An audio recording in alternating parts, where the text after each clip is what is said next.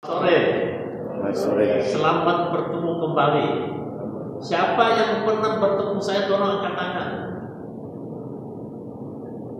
Jadi yang belum pernah ketemu sebentar lebih berkenalan ya. Oke. Nah, kita berdoa. Tuhan, terima kasih pada saudari kami sudah memuji nama-Mu. Kami mendengarkan firman Tuhan. Engkau menyatakan memasuki tahun yang baru dan sekarang sudah bulan yang ketiga Tuhan. Tentu untuk mempunyai rencana dalam hidup kami untuk tahun ini Tuhan. Oleh karena itu biarlah kami boleh berdiam diri mendengarkan firman-Mu. Engkau sudah siapkan hamba-Mu, sudah utus dia, Engkau juga akan melengkapi untuk pemberitaan firman-Mu Tuhan. Terima kasih Bapa, Roh Kudus menolong kami semuanya. Dalam nama Tuhan Yesus Kristus kami sudah berdoa. Amin. Nah, sekarang kita panggil berdiri semuanya sekali lagi. Kita akan membaca satu ayat saja. Ya. Tapi nanti waktu saya khotbah, saya minta semua buka Alkitab dan turut saya, bantu saya ya, untuk karena akan banyak ayat-ayat akan dikutip nanti. Nah, saudara sekalian, kita sekarang buka dari Injil Yohanes. Injil Yohanes pasal yang ke-15. Yohanes pasal yang ke-15 ayat yang ke-16 saja. Yohanes 15 ayat 16. Sudah dapat, kita akan baca bersama-sama ya. Yohanes 15 ayat yang ke-16. Siap? 1, 2, 3. Bukan kamu yang memilih aku, akulah yang memilih kamu. Dan telah dalam kamu supaya pergi dan bersama Tuhan dan kamu itu tetap, supaya apa yang kamu minta kepada Bapa dalam nama Dia diberikannya kepadamu. Amin. Silakan duduk. Maaf sekali nih, saya datang ke San Francisco kedinginan sekalian dari kemarin sore ya, kedinginan, jadi agak ibu saja bukan ada Tuhan ya. Nah, saudara sekalian, kita sudah memasuki tahun 2000 berapa? 2020. Nah, sudah masuk hari ini, hari yang pertama bulan Maret. Saudara masuk tahun 2020, ada kerinduan mau lakukan apa? Ayo, ada yang mau share? Silakan. Ada rencana nggak tahun 2020? Mau pulang Indonesia kah? Atau mau ke Inggris kah? Atau apa kah? Nah, saudara sekalian, banyak orang di Indonesia ini tahun itu rindu ke tanah suci. Nanya aja katanya. Datang itu yang dari Wuhan. Bahkan semuanya saudara sekalian, kemarin ada teman saya pendeta musik, kita pernah kemarin tidak, dia tuh ke Dubai dan di pesawat dia foto, hanya satu penumpangnya dia sendirian saudara sekalian. Dan biasanya yang ikut itu orang yang mau ke Mekah, ya itu, jadi tidak ada semuanya. Nah, jadi ada rencana, ada kerinduan batal karena gara-gara itu virus yang tiba-tiba datang ya. Tahun 2019 belum ada, tiba-tiba datang tahun 2020 Januari kalau tidak salah. Saya pulang dari Jakarta tanggal 27 Januari sudah ada. Dan orang bilang naik pesawat harus pakai masker katanya. Saya pakai, di atas ada beberapa orang yang pakai juga. Karena sesak nafas satu sekali, jadi saya buka semuanya. Dan itu bukan dari China, saya pakai gel. Jadi ada orang-orang yang punya rencana. Nah, saya sendiri rencana tahun ini saya tidak bisa pakai nyamuk, porpor. Saya sendiri itu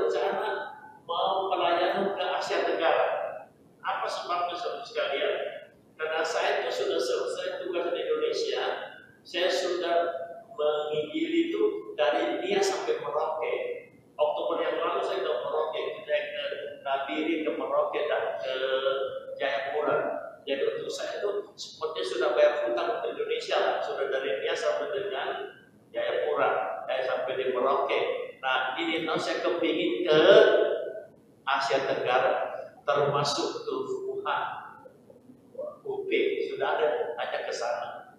Nggak tahu bisa kesampaian nggak, saya sama teman. Ya tunggu aja, siapa tahu ini ditemukan pemastinya ya. Ada teman-teman itu yang kirim sama saya pantun tentang Wuhan. Ya. Lalu itu dari Indonesia itu yang dikirim itu luar biasa. Ada pakai bahasa Indonesia, pakai bahasa Jawa, pakai bahasa apa gitu ya. Lalu dikasih komentar, orang Indonesia itu pintar sekali untuk kreatif. Lalu saya bahas, saya mau sedang mendengarkan juga apa yang saya tulis. Dan itu begini saudara sekalian. Saya bilangnya begini. Jadi teman yang tulis ya, dia tulis cara mengingatkan untuk mencegah virus corona. Jadi ada pakai bahasa apa ini? Bahasa Indonesia, dari bahasa Inggris, bahasa Indonesia, bahasa Jawa, bahasa Sunda. Lalu dikasih komentar Indonesia memang kreatif. Oke, lalu saya balas. Kalau kreatif, kapan ada pembasmian virus corona? B. Waktu hidup makin singkat. U. Untuk melawan virus corona tidak cukup dengan pantun saja. H. Hidup banyak orang makin terancam. A. Ayo orang Indonesia yang kreatif buatkan pembasminya. N. Nanti terlambat makin banyak yang tewas. Moga bukan member grup WA ini sebab masih harus melaksanakan amanat aku. Ya, jadi kalau Wuhan WUHAN ya itu banyak yang terganggu. Nah, saya tidak tahu apakah virus ini akan tersebar atau tidak. Tapi saya tadi dikirimin anak-anak kabar yang kurang enak. Katanya di Costco itu air sudah habis. Di toko-toko Chinese beras sudah habis. Untuk San Francisco kacau begitu ya. Sekalipun wali kota sudah bilang ini sudah bahaya. Ada nih tenang-tenang saja semuanya ya. Tidak perlu panik saudara sekalian. Nah, saya sendiri ingin ke Asia Tenggara. Memang saya sudah pernah ke beberapa tempat, tapi kerinduan tahun ini saya bisa ke sana untuk menginjil. Ya. Saya ingin menginjili orang-orang setempat. Ya. Banyak hamba buat pelayanan di Asia Tenggara. Saya tahu ada yang ke Hongkong, ke Singapura, ke Malaysia, tapi semuanya melayani perantau-perantau Indonesia seperti Anda di sini. Ya. Itu di sana sangat banyak TKI. Tahun 2008 saya ke Hongkong. Itu TKI 150.000, sekarang katanya sudah 250.000. Ya. Belum di Taiwan mungkin sekarang sudah 200.000 TKI dari Indonesia. Tapi saya untuk ke sana tidak untuk melayani orang Indonesia, tapi untuk melayani orang-orang setempat. Bisa ke sana atau tidak, saya tidak tahu. Kalau Tuhan berkenan, ya Tuhan akan buka jalan.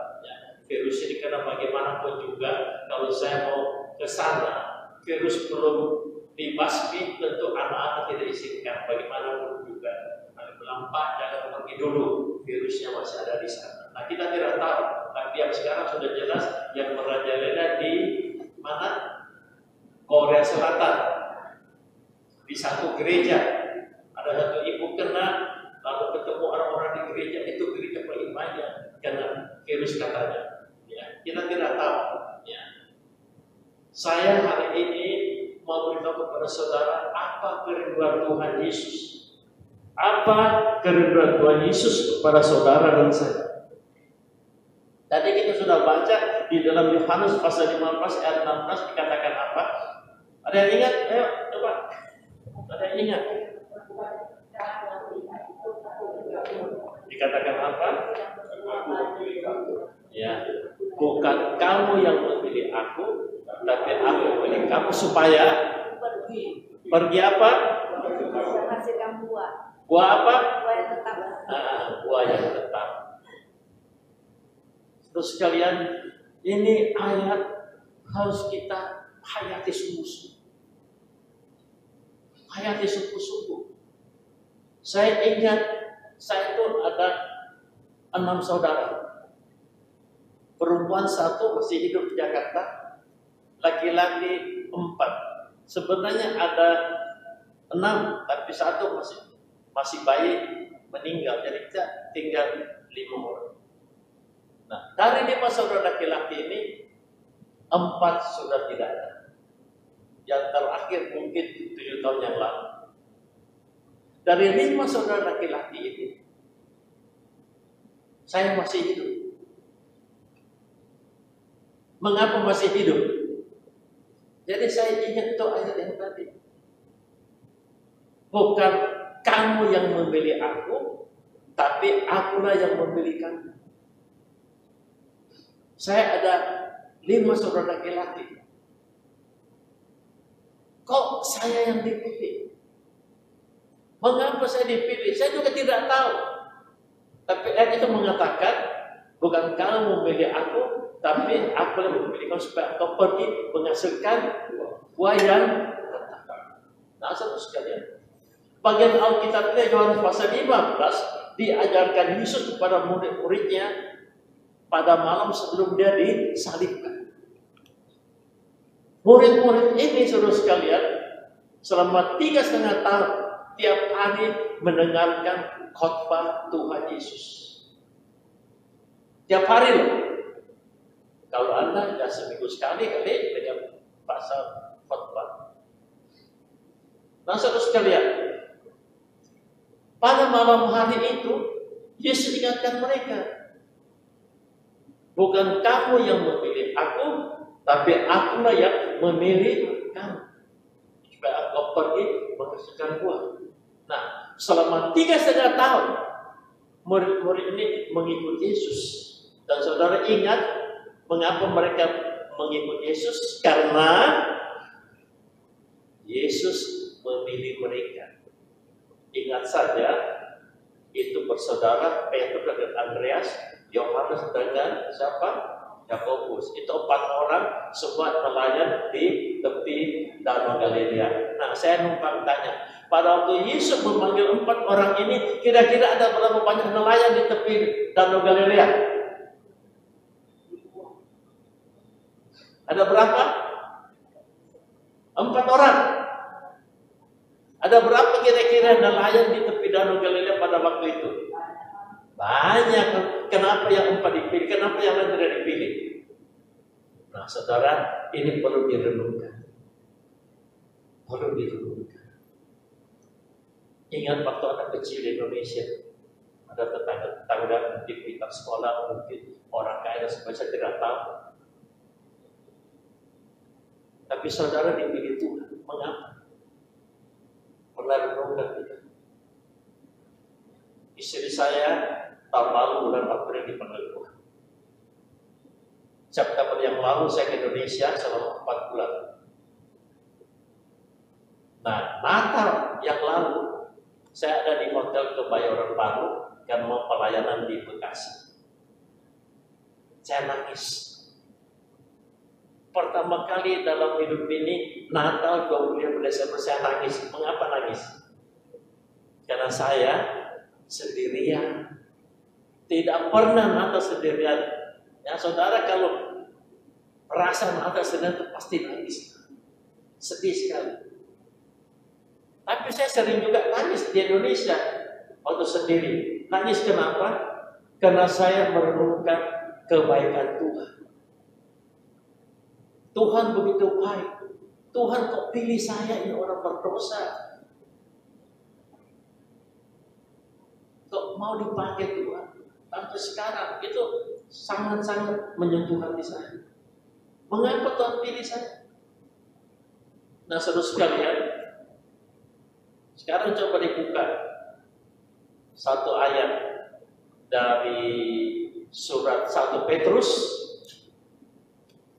pasal 1 ayat 1. Tolong yang dapat Bacakan. Petrus 1 ayat 1. Petrus 1 ayat 1. Dari Petrus, Rasul Yesus Kristus, kepada orang-orang pendatang yang tersebar di Pontus, Galatia, Kapadokia, Asia Kecil, dan Bithnia. Yaitu orang-orang yang dipilihnya, orang-orang yang dipilih sesuai dengan rencana Allah, Bapa kita, dan yang diputuskan oleh Roh, supaya taat kepada Yesus Kristus dan menerima kesukaan darahnya.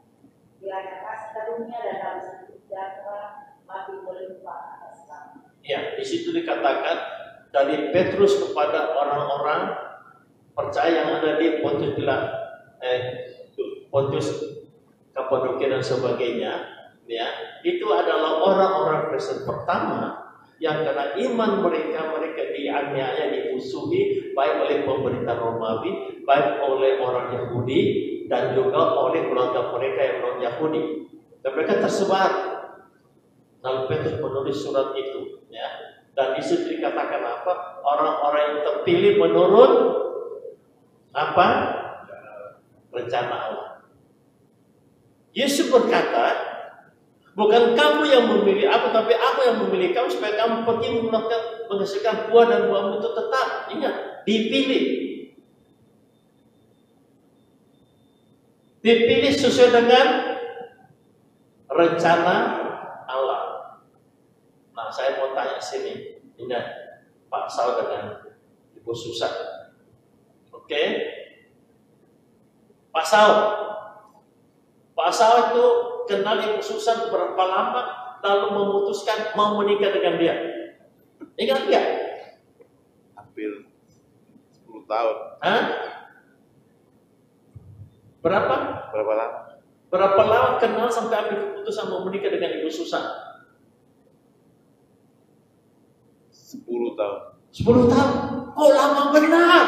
Tidak 1 minggu saja. Ada peraturan nggak boleh menikah. Oh, ada peraturannya. Iya. Oke. Sebenarnya ingin cepat nikah. 5 tahun nggak boleh menikah. 5 tahun nggak boleh menikah, tapi sebenarnya Gara-gara inginnya. kuliah di saat. Oh, ya. Nah, saudara sekalian, saya Indonesia, saya mengadakan seminar keluarga. Ya. Saya tanya pasangan-pasangan, kenal berapa lama lalu putuskan menikah? Adanya 1 hari, menurutnya heran juga saya, ya, itu luar biasa. Ya, tapi ada yang 7 tahun, ada yang 6 tahun. Saya bilang kenapa? Nah, kenapa? Ini alasannya karena sekolah. Coba kalau tidak sekolah pasti cepat-cepat kok. Nah, saya tanya saya punya istri sebelum dia meninggal, saya tidak pernah tanya. Terakhir saya tanya sama dia, saya bilang, kenapa kamu mau menikah dengan saya? Jawabnya apa? Ayo, ada yang mau jawab. Jawabnya cuma 1, karena kamu baik. Berarti apa? Tidak. Dia banding-bandingkan dengan orang lain dulu, ternyata saya yang paling baik, makanya mau sama saya. Amin.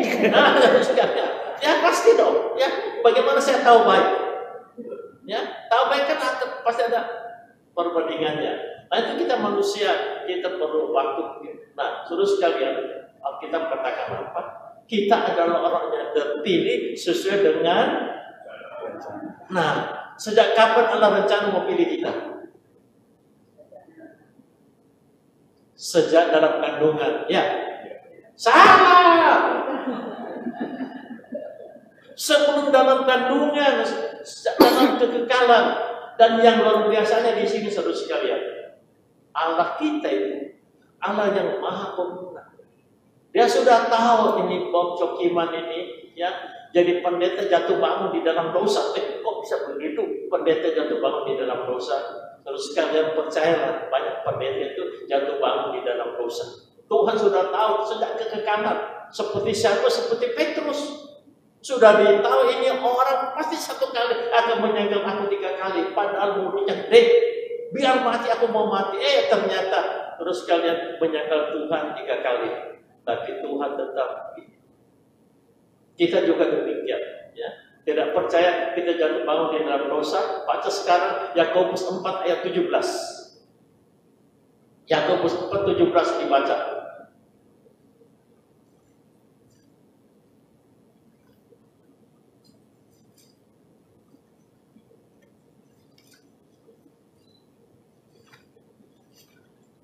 Yakobus 4:17. Jadi jika seorang tahu bagaimana dia harus berbuat baik, tapi dia tidak melakukannya, dia Jikalau seorang tahu harus berbuat baik, lalu tidak melakukannya, maka ia Oke, mau tanya, yang mana baik, merokok atau tidak merokok? Kalau merokok, lalu kita bilang apa? Hah? Berdosa. Bukan saya bilang loh. Kalau tahu berbuat baik, tahu tidak melakukan, itu adalah dosa. Kalau utang, yang mana baik, bayar atau tidak bayar? Kalau tidak bayar, terus kita paling senang kalau tidak bayar utang, betul tidak? Yang mana baik?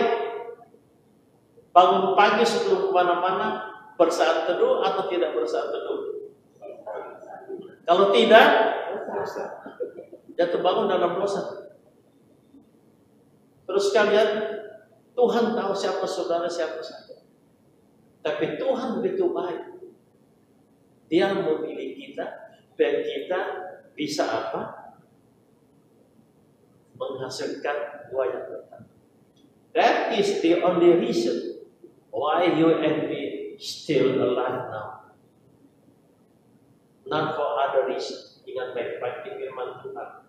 Bukan kamu yang memilih aku, tapi akulah yang memilih kamu supaya engkau pergi mengesan buah dan buah untuk tetap. Berbuah tetap itu bukan buah Roh Kudus, tapi adalah jiwa-jiwa. Murid-murid ini dipanggil Tuhan. Dari sekian banyak orang yang di tepi danau Galilea, kok 4 orang ini dipilih untuk apa? Untuk menghasilkan buah yang tetap. Dari penjala ikan menjadi penjala manusia. Penjala ikan yang hidup, lalu ikan hidup dibikin jadi apa? Ikan bakar, ikan goreng, ikan tumis yang sendiri. Tapi sekarang aku panggil engkau supaya engkau menangkap manusia yang mati menjadi manusia yang punya hidup kekal, ya, yang punya hidup baru. Nah, itulah tujuan saudara sekalian. Kita masih hidup sampai hari ini, bukan untuk cari uang di San Francisco, not for that. Everything need money, but money is not everything. Ingat baik-baik. Ya. Kita dipilih Tuhan supaya kita menghasilkan buah, dan buah itu. Sudahkah kita menghasilkan buah? Nah, itulah inisiatif Tuhan. Pada malam dia akan disalibkan. Kita perlu perhatikan saudara sekalian. Kita orang Tionghoa mempunyai kebiasaan perhatikan ucapan-ucapan terakhir orang tua kita jikalau sudah mau meninggal. Ini Yesus, ya. Yesus banyak khotbah kepada murid-muridnya tiap-tiap hari. Tapi malam ini adalah khotbah yang sangat penting dan beritahu murid-muridnya. Ingat, bukan kamu yang memilih aku, tapi aku yang memilih kamu supaya engkau pergi menghasilkan buah dan buah itu tetap. Apa sebabnya Yesus khotbahkan ini? Karena selama 3,5 tahun mereka mengikuti Yesus tiap hari dengan khotbah Yesus. Saya mau tanya dulu sekarang, yang mana hebat, khotbah Yesus atau khotbahnya Stephen Tong? Sudah pernah dengar khotbah Stephen Tong belum? Yang mana hebat, khotbah Yesus atau khotbah Stephen Tong? Siapa? Pernah dengar khotbah Yesus belum? Nah, itu saudara sekalian, gampang sekali jawab. Tapi pernah dengar nggak Yesus khotbah berani-berani bilang Yesus khotbah lebih baik daripada Stephen Tong? Nah, ya, ya tapi ada dengar, kita kan dengar, ya. Nah, benar Alkitab di mana ayatnya? Ayo jawab sekarang. Buka Matius pasal 7, 2 ayat terakhir dibaca.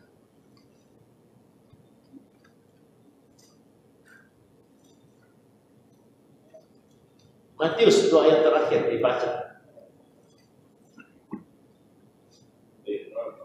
Dua ayat yang terakhir, Matius. Ya, dibaca 28 dan 29. Dan setelah Yesus mengakhiri perkataan ini, juga orang banyak itu mendengar pengajarannya. Sebab dia mengajar mereka sebagai orang yang berkuasa, tidak seperti ahli Taurat mereka. Jadi Yesus dikatakan setelah Yesus selesai berkhotbah, orang berkata apa? Dia mengajar dengan penuh kuasa. Ya. Jadi kalau orang tanya yang mana hebat, khotbah Stephen Dong atau khotbahnya Yesus, jawabnya Yesus. Apa sebabnya? Karena yang mendengarkan ada komentar. Dia mengajar dengan kuasa, tidak seperti ahli Taurat dan lain-lain. Nah, saudara sekalian, ini Yesus khotbah yang luar biasa. Murid-muridnya selama 3,5 tahun bukan saja tiap hari mendengarkan khotbah Yesus, tapi tiap hari menyaksikan mujizat Yesus. Orang pimpang berjalan, orang buta dan penuh tuli mendengarkan, orang kusta ditahirkan, orang mati dibangkitkan. Ya. Orang sekarang sangat senang mau lihat mujizat-mujizat. Orang-orang bikin KKR, temanya apa? Kesembuhan ilahi. Tidak ada bicara Yesus satu-satunya jalan keselamatan. Cari mujizat. Ini murid tiap hari lihat mujizat Yesus. Sampai pada malam hari itu ternyata mereka itu belum berubah. Masih bertengkar. Mau perjamuan kudus bertengkar. Di sini pernah nggak mau perjamuan kudus orang bertengkar? Jangan ya. Udah boleh. Murid-murid bertengkar sampai yang paling hebat antara mereka. Bahkan datang mamanya si Yohanes sama si Yakobus dekati Yesus. Yesus, kamu jadi raja, anakku dua di kiri kanannya. Nah yang lain duduk di mana? Di lantai, saudara sekalian. Itulah murid-murid Yesus. Banyak orang Kristen dengar khotbah mujizat tapi masih sombong. Saya sih berkata apa? Belajar daripada kena walaupun dan hati. Saudara sekalian, Yesus berat hati Tuhan. Malam itu, tapi dia ngomong, bukan kamu yang memilih aku, tapi aku yang memilih kamu supaya kamu pergi menghasilkan buah, dan buah itu tetap. Nah, saudara sekalian, saya sudah separuh khotbah masih belum beritahu bagaimana supaya bisa berbuah lebat. Karena saya sudah ingat terus, saudara dipilih jadi orang Kristen supaya menghasilkan buah yang tetap. Sudah berbuah belum?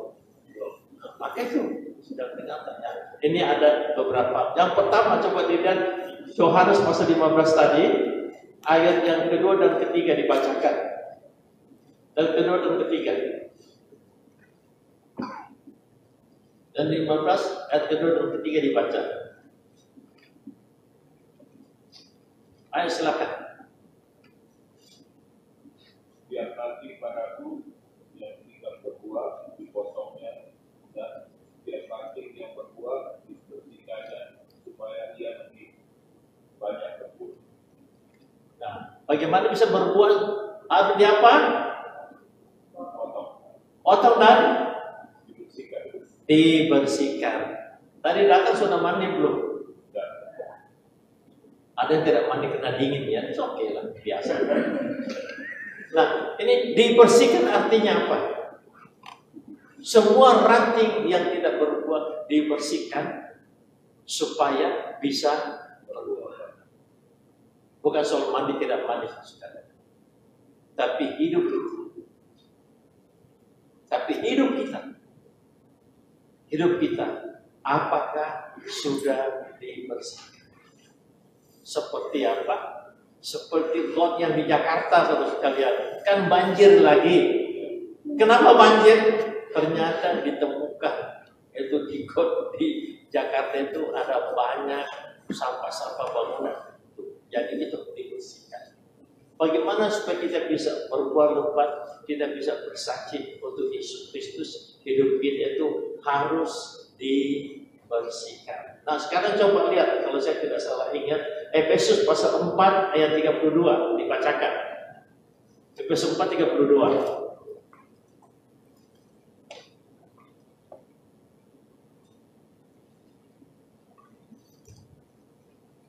hendaklah kamu ramah seorang terhadap yang lain, penuh kasih mesra dan saling mengampuni, sebagaimana Allah dan Kristus telah mengampuni kamu. Efesus 4:32 ya.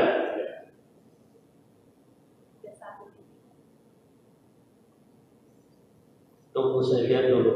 Saya mungkin salah sebut tadi, tapi tetap di surat Efesus.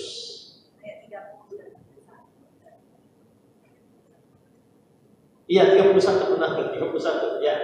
Segala kepahitan, kegelaman, kemarahan, pertikaian, dan fitnah adalah dibuang dari antara kamu, demikian pula segala kejahatan. Nah, surat ini ditulis oleh Paulus kepada jemaat di Efesus yang didirikan oleh Paulus sendiri, yang dikembangkan oleh Paulus sendiri selama kurang lebih 3,5 tahun.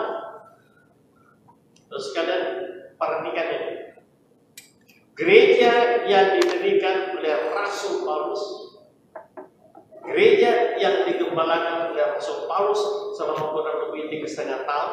Tapi waktu dia tulis surat, dia bilang apa?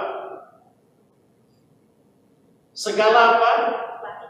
Kepahitan, kegeraman, kemarahan, pertikaian, fitnah hendaklah dibuang dari antara kamu, demikian pula segala kejahatan. Minta ampun. Ternyata di gereja Efesus yang didirikan oleh Rasul Paulus dan dikembangkan oleh Rasul Paulus ternyata masih ada kepahitan. Anda bisa bayangkan pendirinya Rasul Paulus, gambarannya Rasul Paulus, kok masih bisa saudara sekalian? Karena kita masih darah daging manusia. Itulah sebab dikatakan harus semua dibuang, dibersihkan. Di dalam hidup orang Kristen hal-hal ini tidak boleh ada. Baru kita bisa menjadi saksi. Saudara bersaksi tentang Yesus, kita orang lihat, Yesus. Ternyata kamu apa? Tukang fitnah, ada kedengkian, ada kejahatan. Bagaimana bisa bersaksi, saudara sekalian?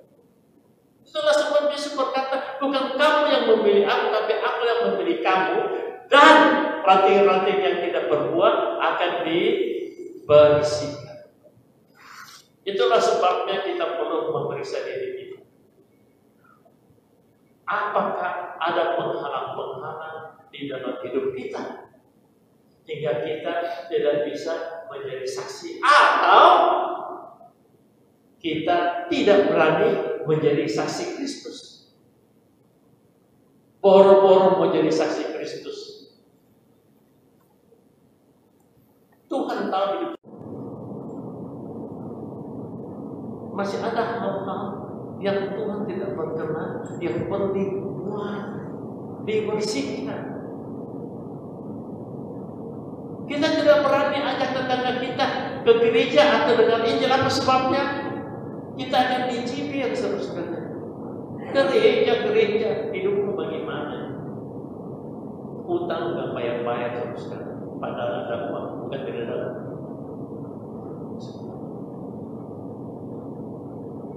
Bohong.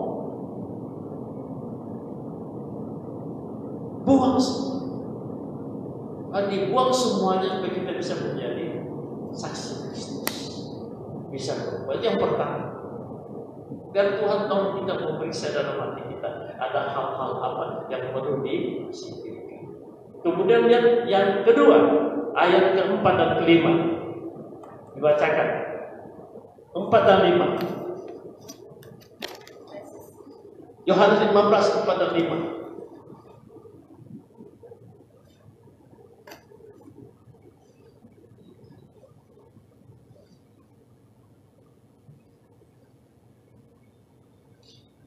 Tinggallah di dalam aku dan aku di dalam kamu, sama seperti ranting tidak berbuah dari dirinya sendiri. Kalau ia tidak tinggal pada pokok aku, demikian juga kamu tidak berbuah jika kamu.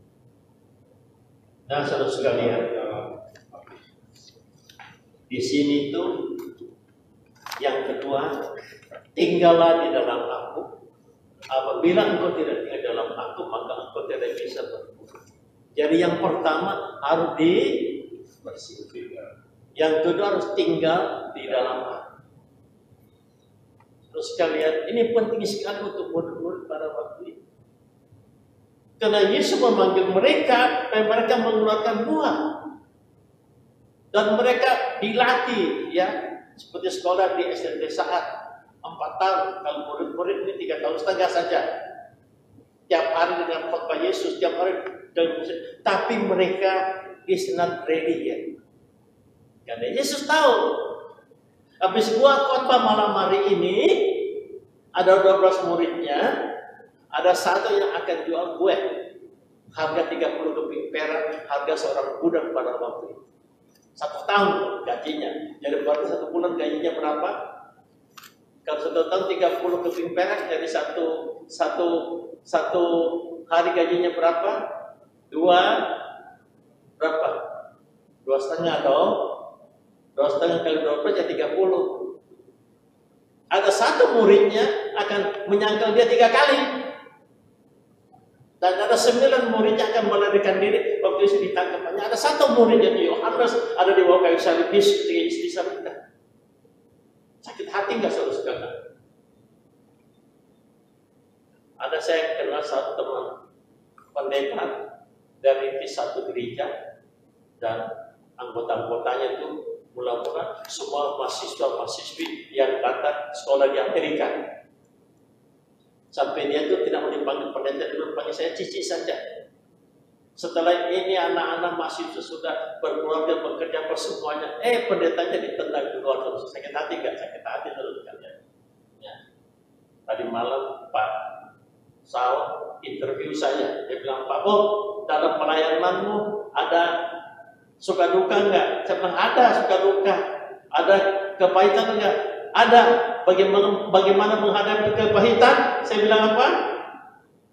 Buang di laut mati. Sudahlah mati terus sekalian. Buang di laut mati. Ya. Nah, murid-murid ini 3,5 tahun dengan khotbah Yesus tinggal sama-sama. Ya. Dikasih makan keras setiap hari. 1 jual Yesus, 1 menyangkal Yesus, 9 melarikan diri. Sakit hati enggak? Yesus tahu. Maka dia katakan, tinggal tetap dan syukur kepada Tuhan. Murid-murid ini biarpun lari dan sebagainya, mereka kumpul setelah Yesus disalib. Ketakutan sembunyi. Dan pada hari ketiga, ketika Yesus bangkit dari kematian, Yesus datang di tengah-tengah mereka. Yesus bilang apa?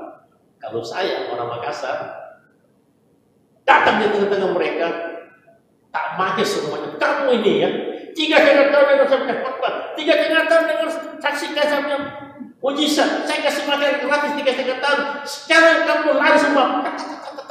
Saya tendang. Untuk Yesus bukan orang Makassar. Nah, Yesus bilang apa? Damai sejahtera bagi kamu. Sebagaimana Bapa mengutus aku, demikian juga aku mengutus engkau. Luar biasa Yesus kita. Tapi engkau harus tinggal tetap. Banyak hal di dalam hidup ini yang menyebabkan kita tidak tinggal tetap. Kira-kira tahun 60-an di Kanada ada seorang pengkhotbah terkenal namanya Charles Stapleton. Biasa angkatan dengan Billy Graham. Selama 20 tahun pada waktu sebelum tahun 60 kira-kira tahun 40-an ke atas. Ya. Itu Charles Stapleton kemudian tinggalkan Tuhan pada tahun 57. Dia ada tulis satu buku, Farewell to God. Pengkhotbah Kanada terkenal meninggalkan Tuhan karena dia melihat penghidupan ini. Ada banyak hal yang dia tidak bisa mengerti. Kalau Tuhan baik, mengapa terjadi gempa? Kalau Tuhan baik, mengapa ada virus corona? Terus sekali, ada hal yang dia tidak bisa jawab, maka dia tinggalkan Tuhan. Tapi Tuhan berkata, tinggal tetap. Saya dulu waktu pelayanan di Pasadena, ada seorang anak dari Medan. buka warung kopi di Medan, namanya Ehud Untung. Dia kemudian selesai sekolah menikah lalu tinggal di North Carolina, di Raleigh sana. Nah, dia tinggal di sana. Satu hari dia ke gereja, habis gereja dia main pingpong karena di gerejanya ada tempat main pingpong. Waktu dia selesai main pingpong, ada satu om minta tolong dia antar pulang ke rumahnya. Kalau dia antar pulang ke rumahnya, dia pulang, dia main pingpong lagi karena istrinya baru 10 minggu lagi rapat. Main pingpong yang kedua, tiba-tiba dia jatuh. Waktu dia jatuh, istrinya tahu, panggil 911, datang, angkat dia, sudah tidak ada. Ternyata dia kena euforisme, pecah pembuluh darah. Nah, saya tahun 2018 ke Medan. Saya cari mamanya. Saya tidak telepon, saya datang saja ke sana. Lalu saya cari mamanya ikut. Lalu saya tanya, hai, ya, ini Hauma. Dia bilang, Dia bilang, langsung tidak mau bicara. Lalu dia bilang apa? Saya sebenarnya sudah tidak mau ketemu dengan orang-orang yang kenal anak saya. Apa sebabnya? Karena kalau saya ketemu orang-orang yang kenal anak saya akan ingat anak saya. Dan saya susah. Ternyata sebelum Ehud meninggal, mamanya pergi kunjungi dia. Dan dia baru pulang Medan 2 hari, dapat kabar anaknya meninggal tiap paling. Dia sangat sedih, maka dia bilang, saya tidak mau ketemu lagi orang-orang yang kenal anak saya. Bahkan sekarang saya sudah tidak ke gereja lagi. Sedangkan dia adalah keluarga pendiri gereja yang mereka beribadah di sana. Dan bukan itu saja, dia bilang, sekarang saya juga sudah tidak mau berdoa. Buat apa berdoa? Kalau Tuhan tentukan mati, untuk apa berdoa? Make sense juga tuh. Sedangkan saya ke sana sekalian mau doakan dia. Akhirnya saya tidak jadi berdoa karena dia bilang berdoa pun tidak mau. Saya tidak tahu sekarang bagaimana. Ya. Tapi itulah peristiwa-peristiwa yang bisa membuat kita meninggalkan. Itu terjadi bukan saja mamanya termasuk pengikut besar Charles Stanton. Tapi apapun yang terjadi saudara sekalian, kita harus tinggal tetap di dalam Tuhan. Ada amin? Tahun 2017, waktu saya dengan istri masih hidup itu waktu di Makassar, kami merayakan anniversary yang ke-44 tahun 2018.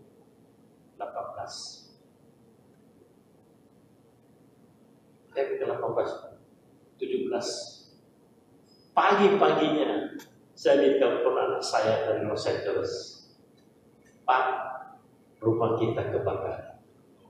Can you imagine? Hadiah anniversary ke-44, rumah kebakar. Pernah dengar nggak rumah pendeta kebakaran? Saya sampai hari itu tidak pernah dengar rumah pendeta kebakaran. Kok rumah saya bisa kebakaran? I don't know. Terus kalian, ya, kita berdoa sama istri, layani Tuhan sungguh-sungguh tidak main-main. Baik, kenapa bisa terjadi? Pertanyaan. Tapi Tuhan tolong kita stay. Memang asuransi bayar siapa, tetapi itu kan satu proses. Tapi itu bisa terjadi itu satu pertanyaan. But whatever happened, tahun yang lalu Tuhan panggil dia. Sedangkan saya bilang sama dia, kalau Tuhan mau panggil saya dulu, jangan kamu dulu, karena saya tidak tahan hidup sendiri. Apa sebabnya? Karena itu laki-laki dibuat dari rebutan, laki-laki dari apa? Perempuan dari apa? Tulang seharusnya tentu lebih kuat daripada laki-laki.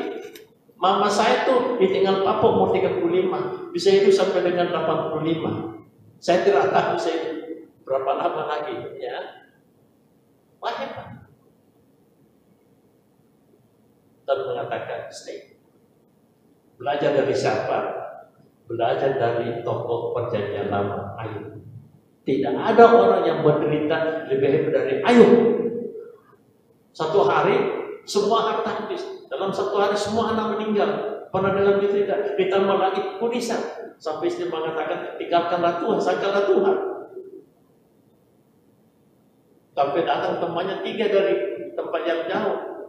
Diam-diam waktu lihat Paulus susah. Itu bagus sekali. Kalau ada temanmu susah, diam-diam saja, jangan berkomentar. Apalagi mengatakan, ya karena Tuhan tahu imanmu kuat, maka engkau hadapi pencobaan ini. Jangan ngomong begitu saudara sekalian. Dia akan berkata, mendingan iman gua tidak kuat supaya aku tidak hadapi. Betul tidak? Jadi jangan bilang karena imanmu kuat, diam-diam saja. Tapi dasar manusia, diam-diam 3 hari mana tahan. Mereka mulai ngobrol.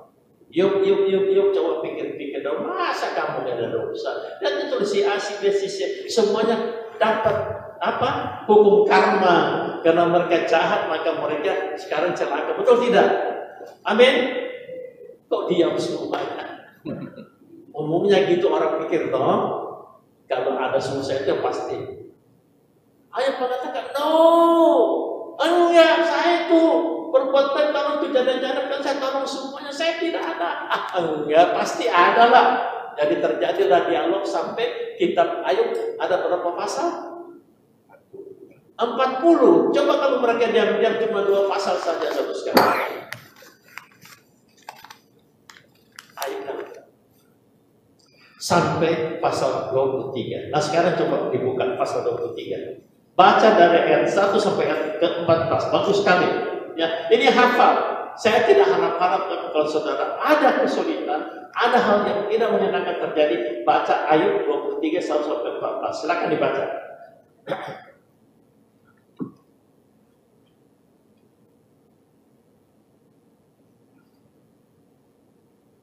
Ayub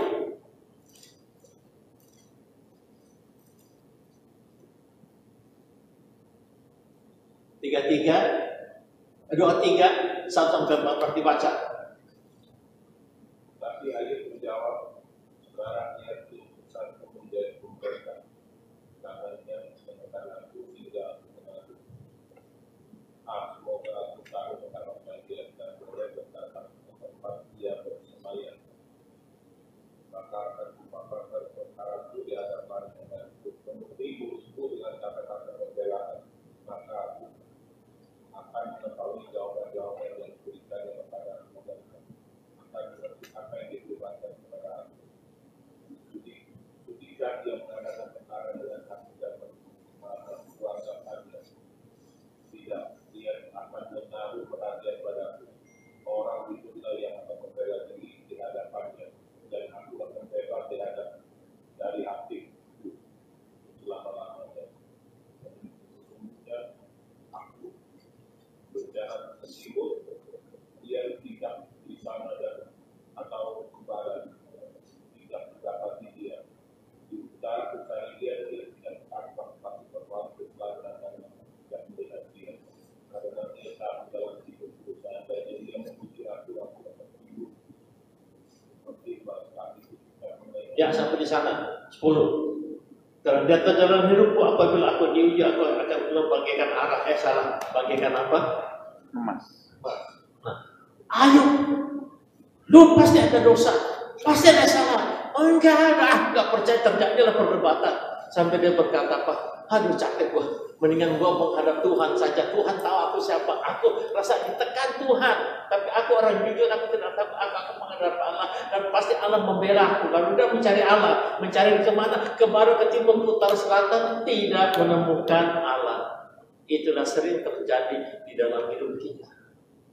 Kita ada kesulitan yang kita tidak mengerti, teman-teman kita menuduh kita tidak tahu bagaimana jawab. Lalu kita cari Tuhan, minta Tuhan kasih jawaban. Ternyata Tuhan juga diam-diam, tidak ada suara. Mengapa Tuhan tidak menjawab? Tahu nggak? Mengapa Tuhan tidak menjawab? Ingat Tuhan Yesus waktu di kayu salib. Dia berkata apa? Allahku, Allahku, mengapa kau meninggalkan aku? Harusnya ada suara.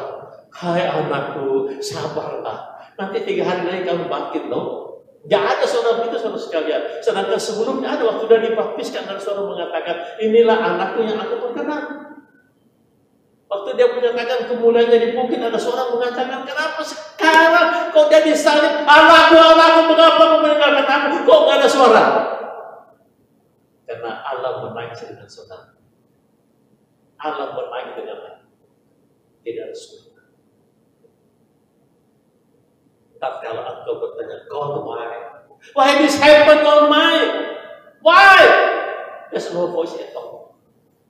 Karena Tuhan sedang menangis dengan engkau. Dia tahu kesusahanmu, dia tahu kesedihanmu, dia tahu penderitaanmu, dia tahu air matamu. Tapi ayat berkata, ini ayat yang paling saya senang. Karena dia tahu jalan hidupku.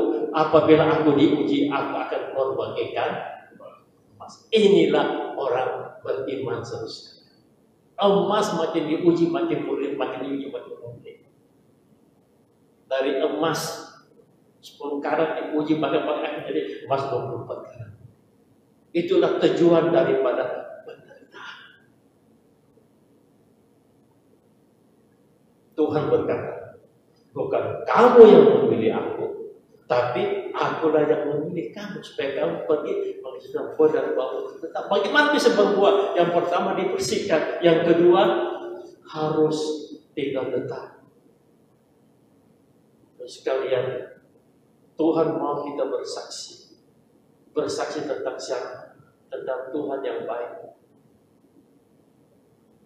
Saya serahkan hidup saya, sejak saya dedikasi jadi hamba Tuhan. Ini salah satu tujuan.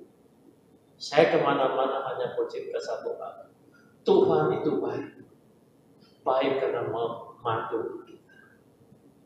Tuhan itu baik karena dia memelihara kita. Saya kunjungi banyak tempat. Saya sampai tahun 2002 yang lalu, saya kalau cuti dari Amerika ke Indonesia, selalu diundang khotbah gereja Tionghoa yang besar-besar. Di Jakarta, Surabaya, di Bandung, Semarang, di Makassar. Ya. Tapi tahun 2002 Tuhan tegur, wow, kalau memang khotbahmu menarik, orang suka dengar. Kenapa kamu hanya khotbah di gereja-gereja Tionghoa yang besar? Kenapa tidak ke gereja-gereja Indonesia, tidak ke kampung-kampung? Saya tobat. Mulai tahun 2002. Saya selalu ke desa-desa. Karena orang-orang di Indonesia yang di desa-desa yang miskin-miskin itu sebentar bertanya, Tuhan baik di mana Tuhan? Kenapa hidup ini? Saya ke sana. Bulan Oktober yang lalu saya ke Blitar bikin seminar untuk 50 pasang hamba Tuhan. Tiap hari kasih mereka satu pasang 50.000 untuk uang bensin. Saya bilang sama panitia, Pak, itu 50.000 uang bensin terlalu banyak setiap hari. Dia bilang, enggak Pak, mereka pelayanan di desa-desa, gaji hanya 400-500. Itu banyak orang. Tanya Tuhan, kalau Tuhan baik orang. So I go to tell them, God is good. Mati untuk kita dan memelihara kita. Saya jadi satu saksi. Saya bukannya hidupnya lancar-lancar, ya. Tapi saya mengalami Tuhan itu baik. Yang pertama dibersihkan. Yang kedua tinggal tetap, dan yang ketiga terakhir Yohanes 15 ayat 6 dan 7. Tolong dibacakan. Yohanes 15 6 dan 7.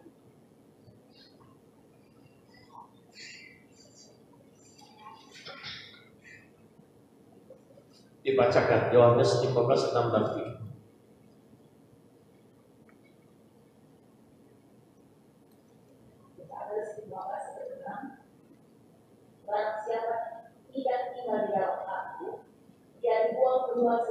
api dan menjadi bening.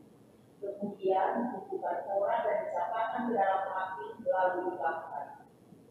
Jika kamu tinggal di dalam aku dan firman tinggal di dalam kamu, mintalah apa saja yang kamu kehendaki dan kamu akan menerima. Iya. Tinggal dalam aku dan tapi katakan firmanmu di dalam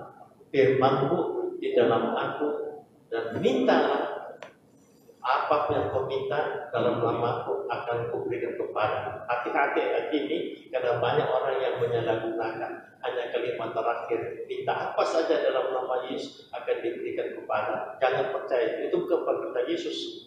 Yesus berkata, tinggal dalam aku dan firmanku di dalam kamu, barulah doamu akan dikabulkan Tuhan. Bukan minta dalam nama aku, no. Ada dua, tinggal dalam aku dan firmanku dalam kamu, baru itu syaratnya. Jadi yang ketiga, firman Tuhan diam di dalam hati kita, saudara. Karena kita katakan firman-Mu adalah pelita bagi kakiku dan terang bagi jalanku. Hidup kita dipimpin oleh firman Tuhan Yesus sendiri. Ketika dia dicobai oleh iblis, dia berkata apa? 3 kali dia dicobai, jadikan batu ini menjadi roti. Oke, berkata lompatlah turun. Lalu dikatakan menyembah aku. Bagaimana Yesus menjawab? Yesus menjawab, tunggu saya telepon Pak Samiman dulu ya. Mau tanya dia ayat mana yang digunakan. Tidak terus sekalian. Yesus saja menyimpan firman Allah dalam hatinya. Ketika dia dicobai, dia menjawab dengan firman Tuhan. Itulah sebenarnya berkata firman menyimpan dalam hati. Petrus yang 3,5 tahun ikut Yesus setiap hari dengan khotbah. Petrus yang tiap hari melihat mujizat Yesus.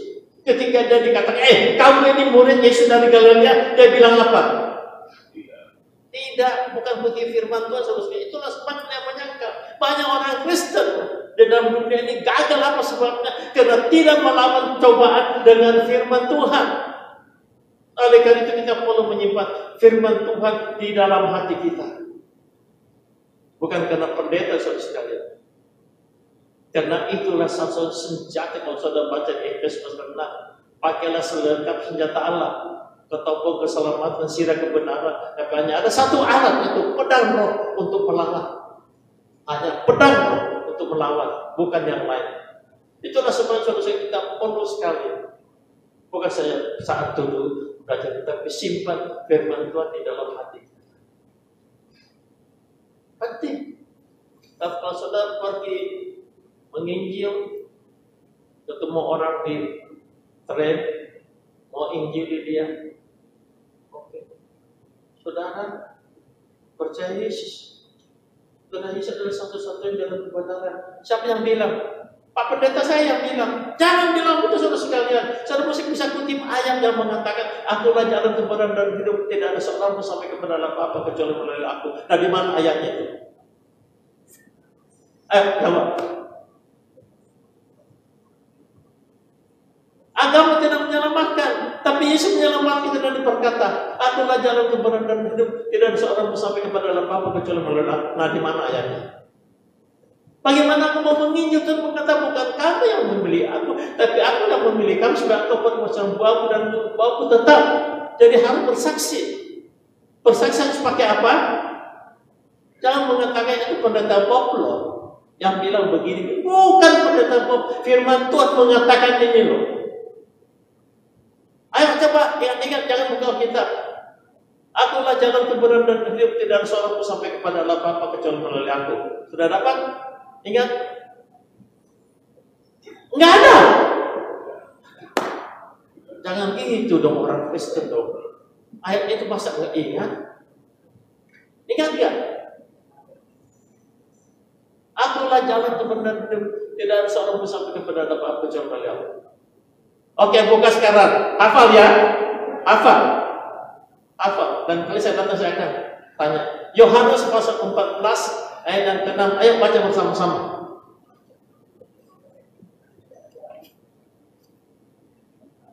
Kata Yesus kepadanya, akulah jalan dan kebenaran dan hidup, tidak ada seorang pun yang datang kepada Bapa kalau tidak melalui aku. Amin. Yohanes berapa? 14:6, gampang sekali saudara sekalian aja. Yohanes 14 ayat 6. Yang paling terkenal saudara tahu Yohanes 3:16. Tapi lompat aja 11 pasal lagi. Yohanes 14 ayat yang ke-6. Nah, saudara mau bersaksi, mau memenangkan jiwa, harus menyimpan firman Tuhan di dalam hati.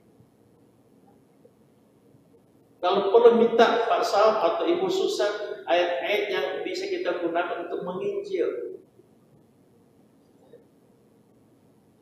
Ayat-ayat yang bisa dipakai untuk menginjil, bukan hanya itu saja.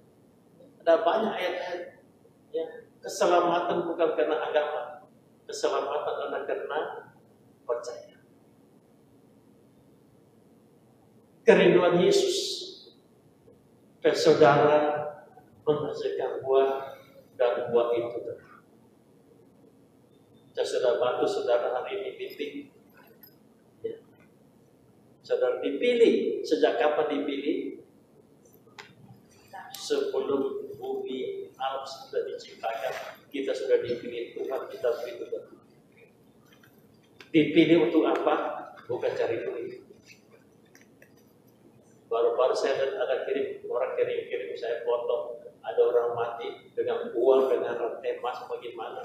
Ada juga yang dikubur dengan mobilnya yang mahal.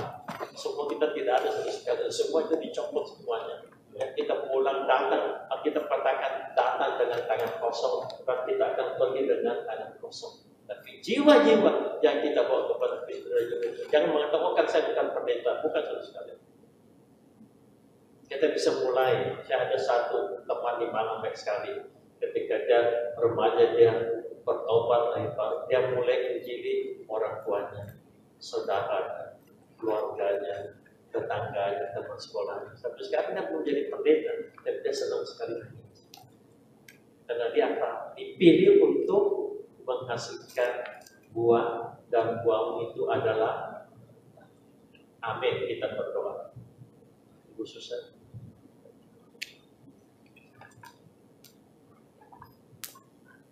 Silakan join dengan kami, klik subscribe, kemudian klik loncengnya juga, lalu like dan share buat teman-teman. Kiranya channel ini berguna bagi Anda dan berguna bagi orang banyak. Terima kasih.